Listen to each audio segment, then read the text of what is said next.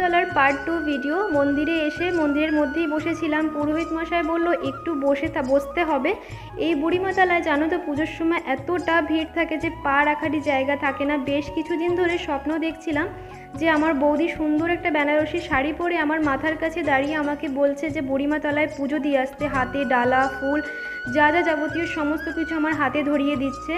তার মধ্যে দেখি একটা ছোট্ট বাচ্চা আমার হাতে আকন্দর মালা, ধুত্রর ফুল সমস্ত কিছু আমার হাতে ধরিয়ে বলছে শিব মন্দিরে পুজো দিয়ে আসতে। তারপরে ওখানে খোঁজ নিলাম যে এই শিব মন্দিরটা বিগত 6 মাস না 5 মাস হয়েছে এই মন্দিরটা তৈরি হয়েছে। শুনে বড্ড অবাক কাণ্ড লাগলো। তো আর অবহেলা না করে ভাবলাম যাক, বুড়িমাতলার বারবার এরকম স্বপ্ন দেখছি যে একে আর অবহেলা করলে চলবে না। তো ভালোভাবে বাবা আর মায়ের সুন্দরভাবে পুজো দিয়ে এবার চলে যাব বাড়ির দিকে। পুজোর একটু খিদে পেয়েছিল বলে এখান থেকে বেকারির বিস্কুট নিলাম। তারপরে চলে আসলাম বাড়ি অটোতে করে। আজকের মিনি ব্লগ এই পর্যন্ত। আসি তাহলে, টাটা।